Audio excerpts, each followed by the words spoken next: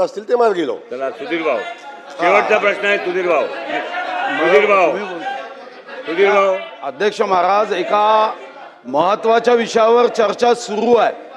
साधारणतः ग्रामीण भागात असणाऱ्या विधानसभा सदस्यांना पंतप्रधान आवास योजना असेल की राज्याची घर देण्याची कोणतीही योजना असेल, अध्यक्ष महाराज, लोक येऊन मोठ्या प्रमाणावर भेटतात. एखाद्या गावात गेल्यानंतर गावामध्ये 10-20-25 लोक आम्हाला भेटतात की आवास योजनेचे पैसे दिले जात नाही.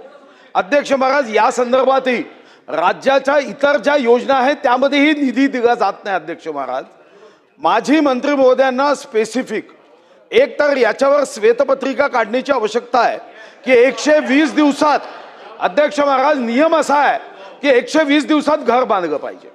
नियम असा आहे की 5 ब्रॉस आपण इथून त्याला रेती मोफत देण्याचा GR काढतो. कधी काळी अध्यक्ष महाराज दाऊद इब्राहिम, करीम लाला सारखे आपण अंडरवर्ल्डचे लोक असायचे.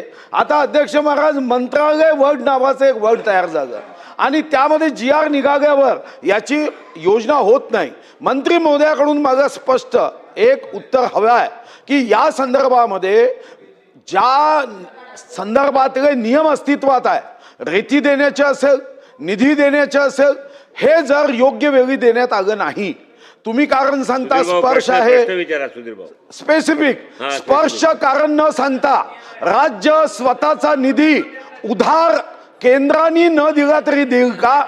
नंबर 2, श्वेतपत्रिका काढाल का? नंबर 3, कामचुकार अधिकाऱ्यावर कारवाई कराल का? सभागृहाचे सन्माननीय सदस्य सुधीर. एक मिनिट बसा मंत्री महोदय. या सभागृहामध्ये अशा पद्धतीने प्रश्नोत्तरे होणार नाही. असे नाही होत प्रश्न. एकही प्रश्न कुठल्याही विभागाचा असेल त्याच्यावरती 2 किंवा 3 उपप्रश्न होतात. आपण अध्यक्ष म्हणून गेले, सुभाष देशमुख साहेबांना द्या. सुधीर भाऊने हात वरती केला. वरिष्ठ आहेत, माजी मंत्री आहेत, त्यांना आम्हाला द्यायला पाहिजे. तिथून आसनावरनं कोणी बसला असेल तर त्यांना द्यायला लागते. या इकडे बसलेला अजय चौधरींचं नाव घेऊन गेले. अजय चौधरींनी सांगितलं डॉक्टर राहुल पाटीलना द्या, त्यांना संधी दिली.